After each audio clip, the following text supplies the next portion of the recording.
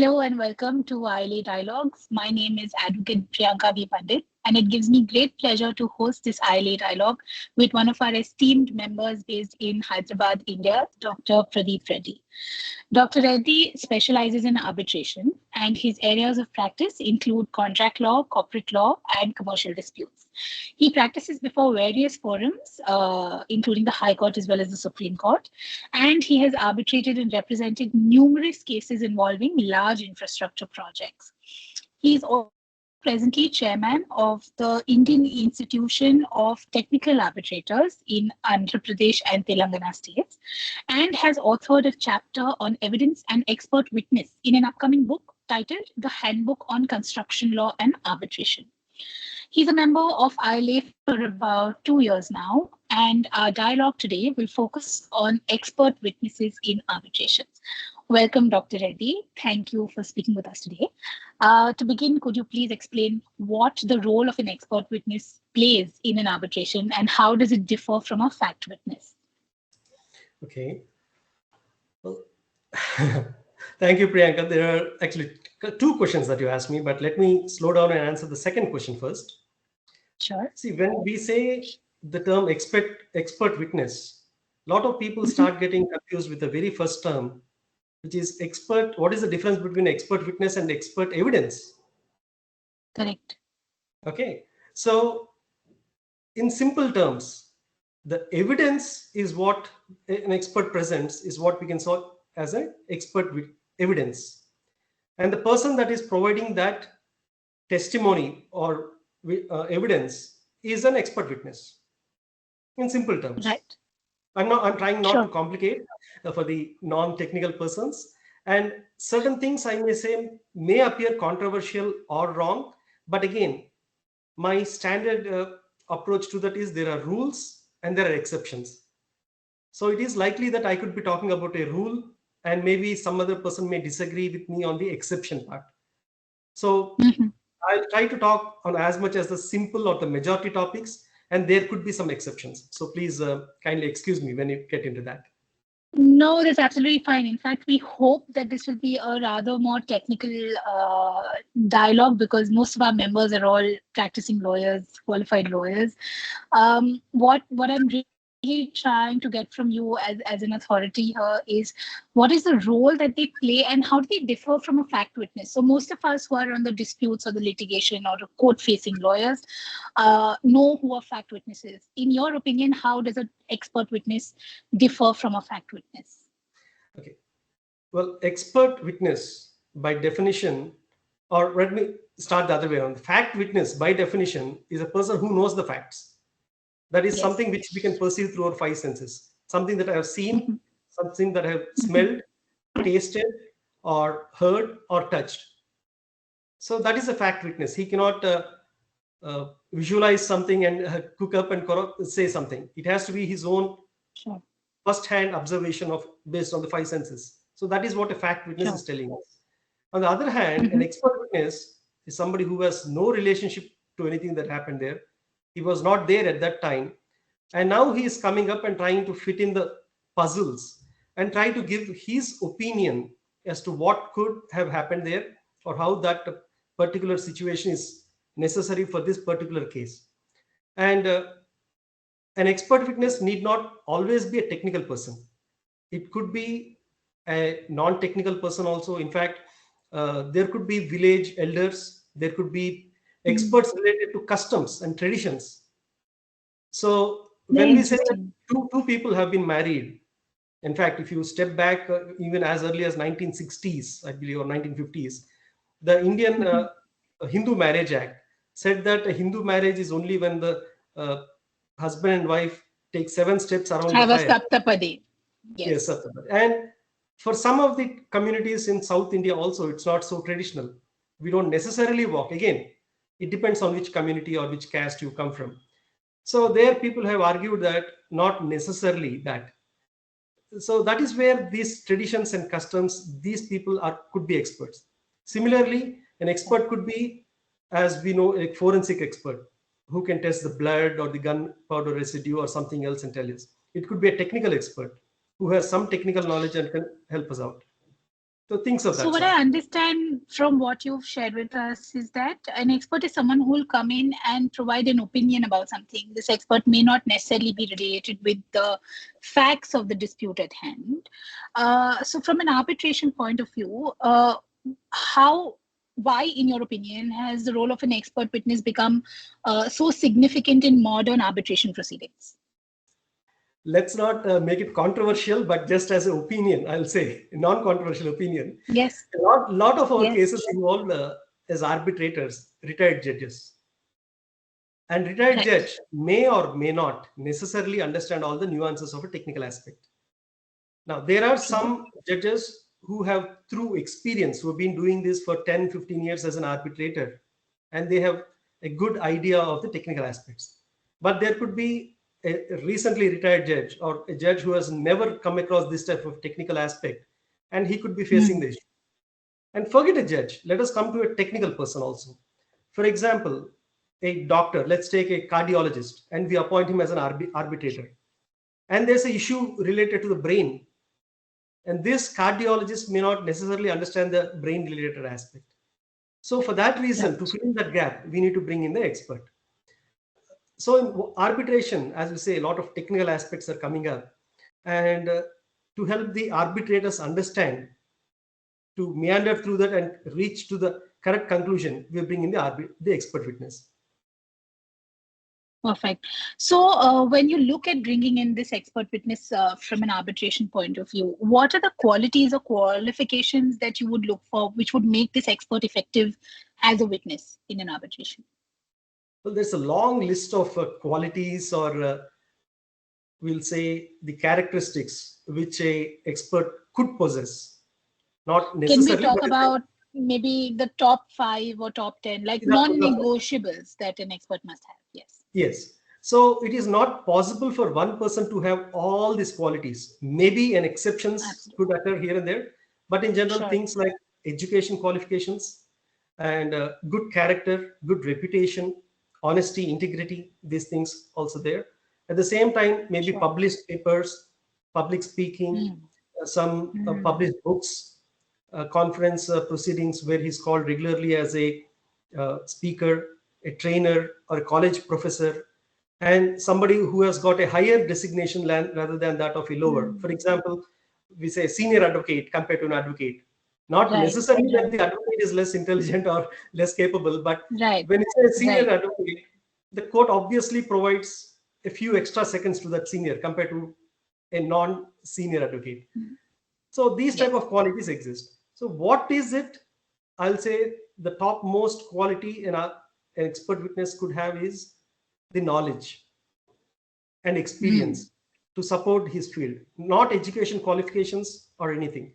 I mean, you could go and get a car mechanic who has maybe just 10th failed, but he's been working as a mechanic for the last 20, 30 years, and he could tell you certain things which an automobile engineer with a PhD may not be able to help you out. Again, depends case to Yeah. case. So that is Yes, what I a agree with you. is supposed to bring in. He needs to tell you what happens there.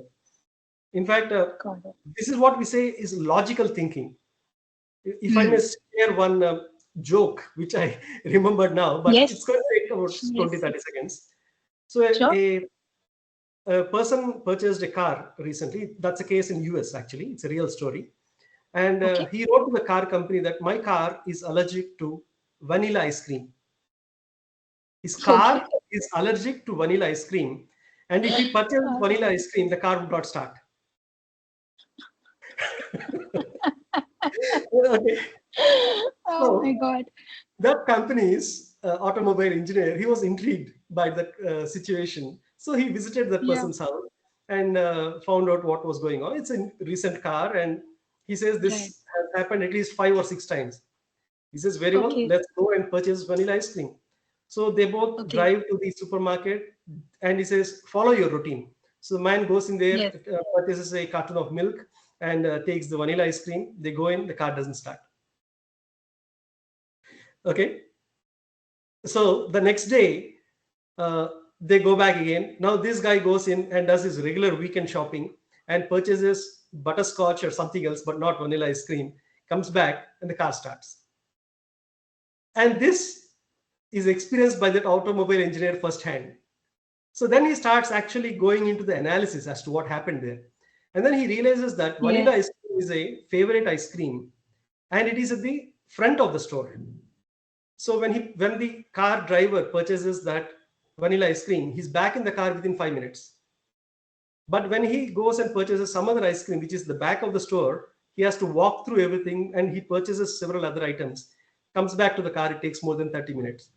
So this automobile engineer now comes to the conclusion that the time delay or the time is the factor in deciding that. Then he starts examining the parts, and there is one part which doesn't cool down that quickly, or something that's related to the temperature of Yeah. that area. Yeah. And only Yeah. when it cools down, the car is able to start because the part is defective. Amazing. So that is the No, kind of this is real uh, knowledge we should say. Somebody should try to identify the cause root rather than not just jump to a amazing. conclusion.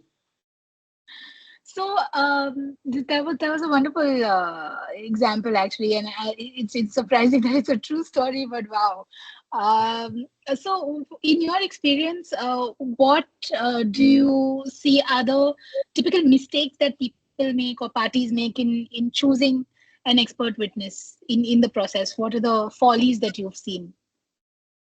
Well, everybody, I would say, and when I say everybody, I mean 99% of the experts would agree that Yes. they are hired in the last minute. That is the biggest Hmm. complaint. And second is the cost. The client doesn't want to pay a lot of money. He wants to bargain and Yes. say, do it for 100 rupees or do it for 10 rupees or do it for a rupee. And that's how much the bargaining is. So the quality of the expert drops down significantly because he's not given the time and he's not given the money Correct. to sufficiently spend and get that effort. So that is the biggest mistake which clients end up doing. And another thing is they don't, because this ends up in the last minute situation, there doesn't is not enough due diligence to understand whether this person is capable or not. In fact, I had a situation where I hired an expert in one of our cases. He was very good whenever we were talking, and he, in fact, he got a certain new information which we were not aware of, and these are facts Hmm. and legal aspects of which we could introduce through the expert witness. And unfortunately, during the cross examination, he froze. Oh. He was very good offline, discussing, debating with us internally, but in front of the judges who were the arbitrators, he froze up. So that was a practical situation for us, and we realized that we needed to get somebody who would actually perform, not just talk. So that's very interesting. Actually, in one of my arbitrations that I was conducting, we faced this problem with a few witnesses. But what we did was, we did something called the hot seat prep, right? Because what happens is when you're speaking to an expert, what happens in arbitrations is mostly parties will engage an expert to buttress a point that they are trying to put before the arbitrator, right? So we're also going to talk about the credibility of expert witnesses in a bit. But what happens is when you're preparing the expert witnesses, some of them are very wary and do not want too much instruction from us because they believe that that's then going to prejudice them or impact their integrity or their neutral perspective on what they've been engaged for. How do you deal with that challenge when you're working with an expert?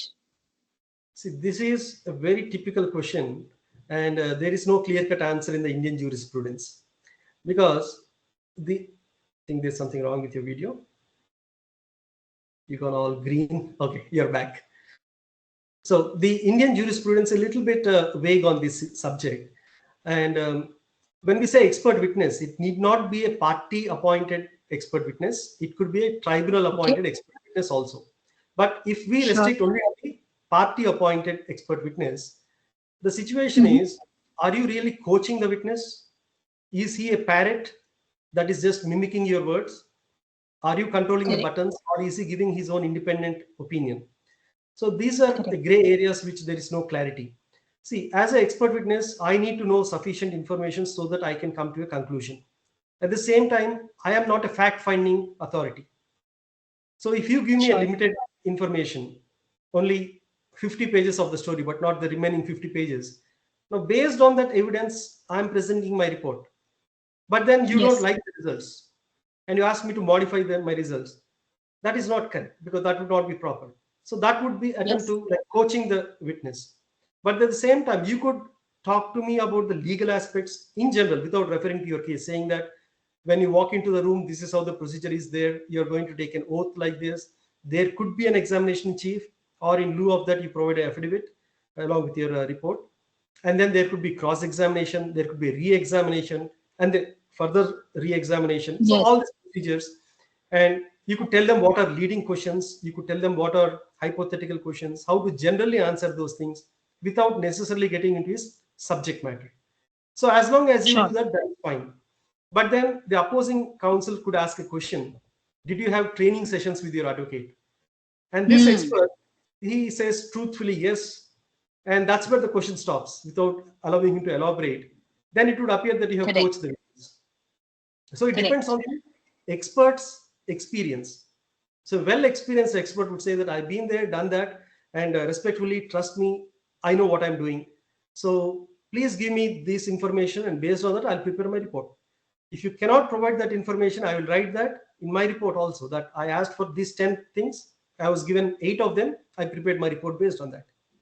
So that is the difference Right. when you're dealing with a expert versus a beginner. Now, when it comes to the tribunal appointed expert, that's a completely Yes. different story. Can the tribunal expert talk to the tribunal in a private setting? That is again a gray area, because the tribunal could be then Yes. influencing the expert witness. Could be, again, Correct. we don't know. Could be. We And don't know. again, do you want the expert witness to be allowed to be cross-examined by the parties? Because if you look Hmm. at the Arbitration Act, the section 26, which comes to that, says that an expert witness may be allowed to clarify information. But Hmm. can clarification, how do you draw a line between clarification and cross-examination? And without even confronting the person who is speaking against me, can you take that evidence on record? So these are certain Hmm. questions, and inevitably it so happens that in our arbitrations we allow expert witness to be cross-examined by the parties. The expert witness appointed by the tribunal is also subject to that kind of a cross-examination. So these are certain Yes. rare situations.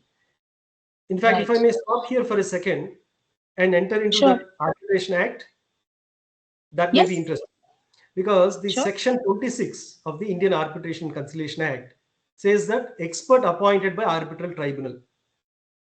And it further says this, I'm actually reading from it, that unless Sure. otherwise agreed by parties, if a party so requests, or if the arbitral tribunal considers it necessary, the expert shall, after delivery of his written or oral report, participate in oral hearing where the parties have the opportunity to put questions to him.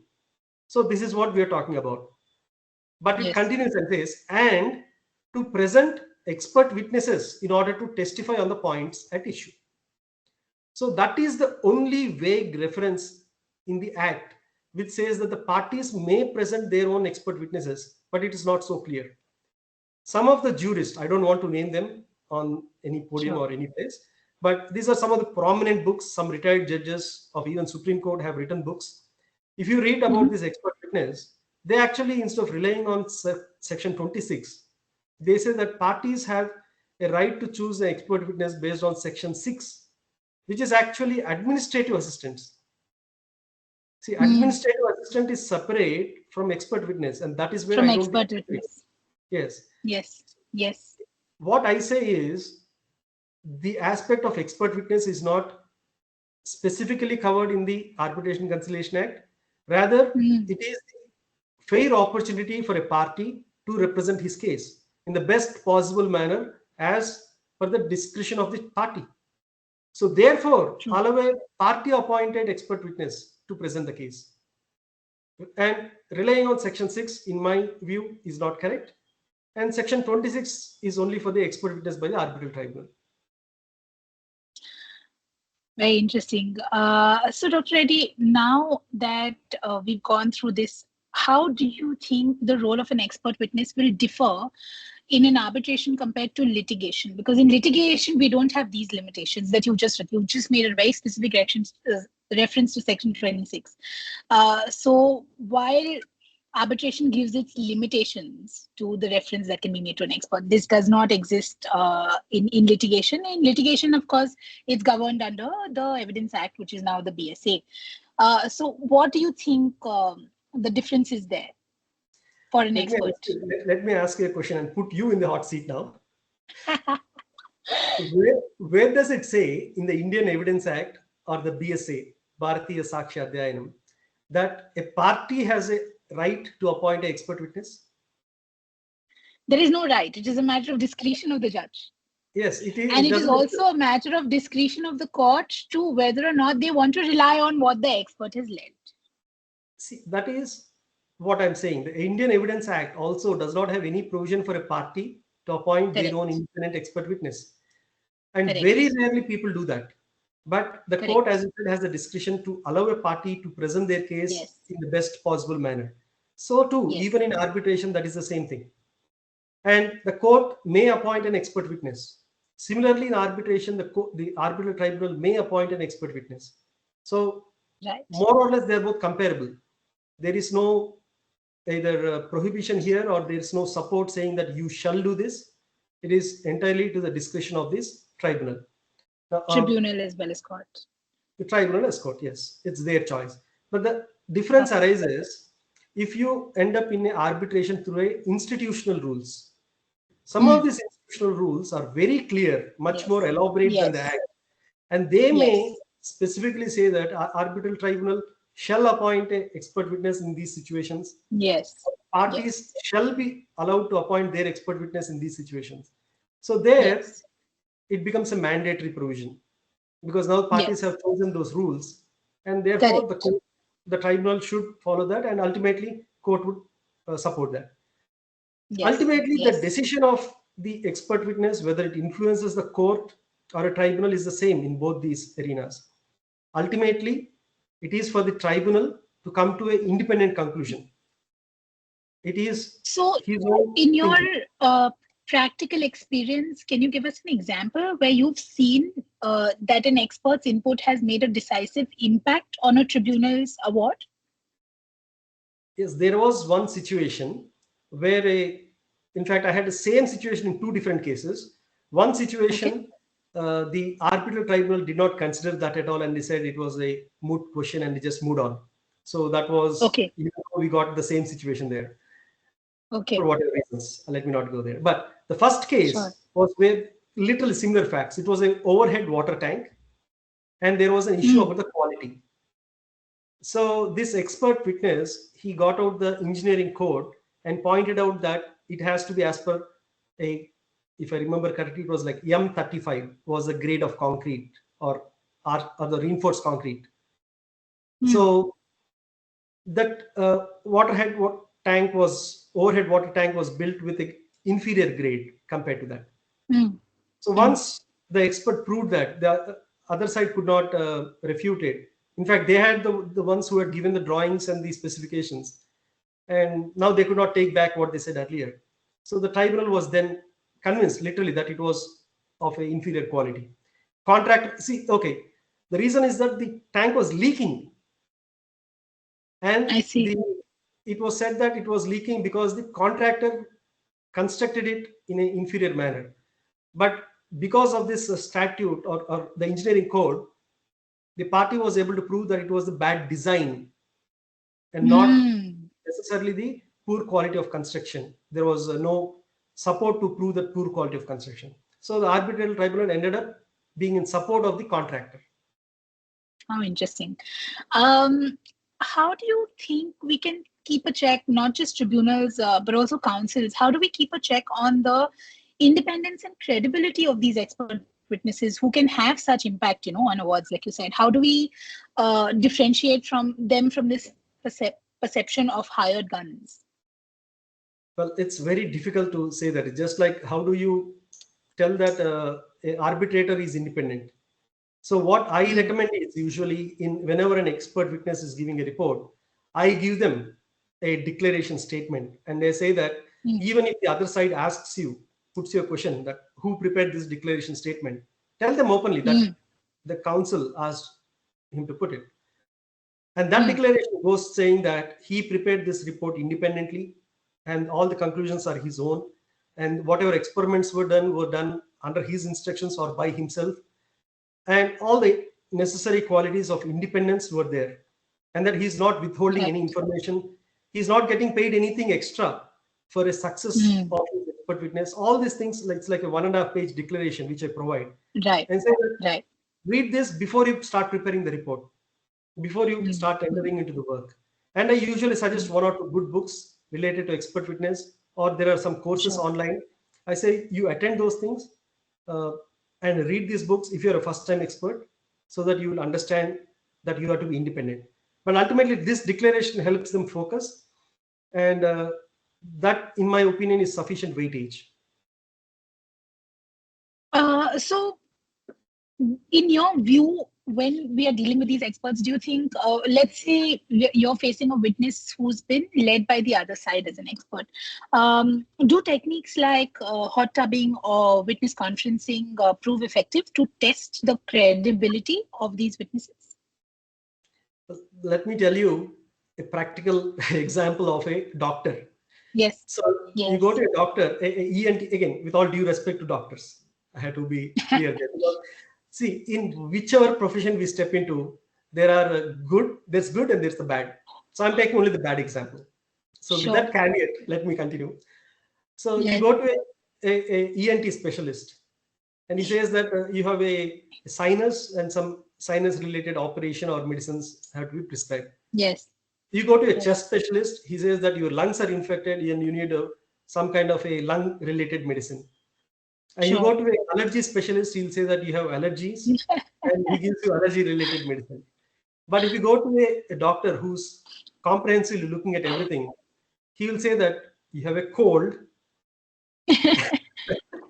and it will subside by itself within 7 days. So that is the quality which Yes. we look for an expert. Somebody who can actually understand the nuances and don't treat it as a separate parts here and there. Look at it comprehensively Mm. and come to a conclusion. Unfortunately, in my opinion, there are only about 10 or 20% of such good quality people. And out of them, I will say 18% or so are overloaded. They are so busy that you will not be Mm. able to get them to do a great job. Get access. Yes. The remaining 1 or 2% are there, and it's ultimately your luck if you can get them. Well, speaking of luck, let's talk about what are the biggest challenges then in using experts for evidence in arbitration. One of the factors you mentioned was lack of preparation time earlier in our conversation. And you also mentioned costs that, parties don't want to pay too much, don't want to bear costs. What are the other challenges that you've experienced? Is it the complexity of matters, or is it the delays that are generally caused in the process that make experts want to shy away from the process? In fact, I have not actually fully answered your earlier question on hot tubbing, but I can come, that question and this Sure. all actually go together. Sure. One of the things I find is that we let us assume there exists a situation where an expert prepares a report which is not in your favor. The client does not want to submit that report, obviously, because that report is against you, Sure. and that Sure. expert is not going to lie, assuming that Yes. he's an honest person. Then client will say, Mm. toss the report, find a different expert who's going to Mm. concur with these views.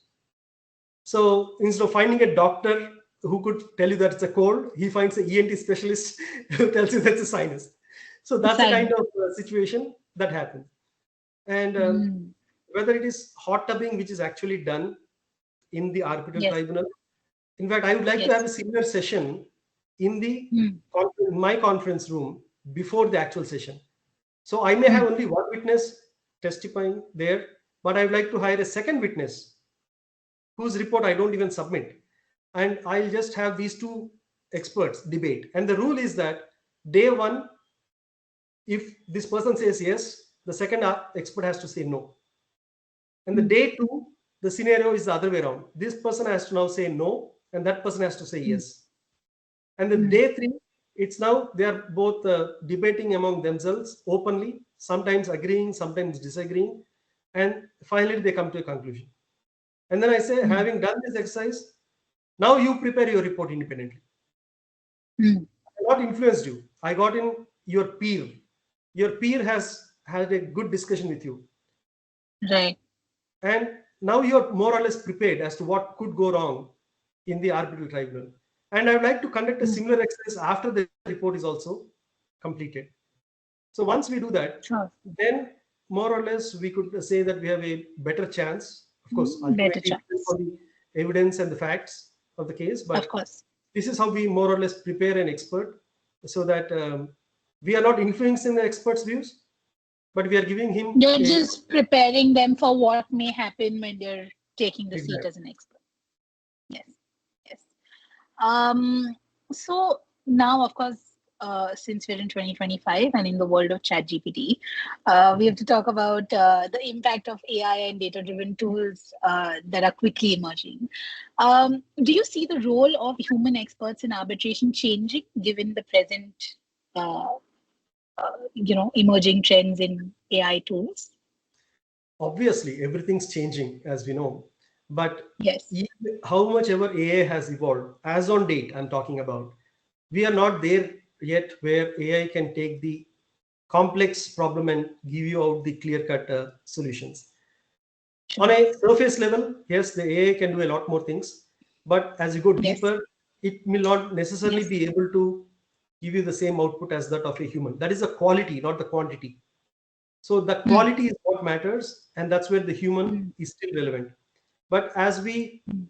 go about even in the future, we may end Yes. up having a hybrid model of both a human and a AI based. For example, I say a Mm. statistical situation. Uh, I'll ask you this: if there are, okay, I'll keep it very short. We are end of the time. Uh, my security person's child is third in the class. Now, Okay. I'm not asking you money, but if I were to ask you money to support that child, would you step forward?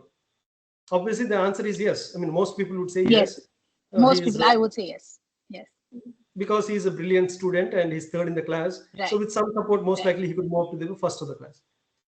Sure. Now, the statistics is what is important. There are only three students in his class. Mm. So, this boy is not the third in the class; he's actually the last in the class. Right. So, this is the statistics I'm talking about. So you Mm. need a full picture to understand how to go about that. And AI cannot perform that. Only a human can understand, and he'll go keep going. You've shown me A, B, C, D, but you're not telling me X, Y, Z. Give me the X, Y, Z Yes. also. Otherwise, you're not going to get a comprehensive solution. Mm. So ultimately, as on date, AI is not there yet, but maybe a few years down the road, that could be what we are talking about. But long way ahead, I don't even want to visualize that. Maybe 20, 30 years down the road, I don't want to go there. All right. So, what advice would you give our young practitioners when they're working with expert witnesses in arbitrations? Well, read, read a lot, and then discuss with your seniors. Try to get their experiences. Don't try to experiment everything on yourself. I mean, we need to learn a lot before we can actually start implementing. And there's nothing better than reading and discussing with seniors, and then enact. I mean, you yourself step into the role of an expert. Take a simple example like how to cook biryani and prepare a recipe. And you are now an expert in cooking Hyderabadi chicken biryani. And that's where I am. So, and then you subject yourself to cross examination by your peers, by Mm. your friends. So now you will understand how to write a report, what mistakes you made, and how your friends have ripped you apart during the cross examination. And you do the same thing to your friends. You ask your friend to write something about, and then you rip them apart on their case. So you have that experience. So the Amazing. simple saying that after an event, even a fool is a wise man. So I'll say one thing: go through that event completely, play all the different roles that you want.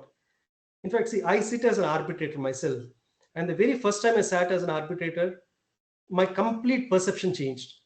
The way I look at evidence, the way I approach a case now is completely different Yes. than what I used to do earlier Yes. as a counsel. As a counselor. Yes. So that is Yes. why I say Very that you different sit on shows. all sides of the table, the defense, the uh, plaintiff, and the tribunal, and necessarily also as an expert, all the four sides of the table if you can. If possible, even in the fifth seat, that is a court. As how would the court look at all these things? And Right. if you are not so comfortable saying something in front of the court, then you're doing something wrong. Hmm. So that's what I would say to the youngsters out there. Amazing. So to sum up, Dr. Reddy, I have to ask you to give us at least one golden rule as a seasoned counsel and an arbitrator yourself of what should it be to manage an expert in evidence in an arbitration? Give us one golden rule at least. Well, nobody's perfect. And when you go with the package, you're going to have some pluses and minuses. So Sure. accept what he's good for, and don't hide anything. Come out bluntly on paper and say that these are the things that happened. Put it in your resume. Right. At least you can say that I've been open Right. and honest. And ultimately, there's no second thing to hard work. Whether it's an expert or arbitrator or a counsel or anybody in life doing anything, True. there's nothing that True. can beat hard work. There's no shortcuts. I Yes. agree. I agree. Well, thank you so much, Dr. Reddy. This was extremely insightful for me as well. Thank you so much for your time. And this was a really, really insightful dialogue for us. And on behalf of ILA, thank you for taking the time and speaking with us. Thank you. That Thank you. was a wonderful session too. Thank you. Thank you.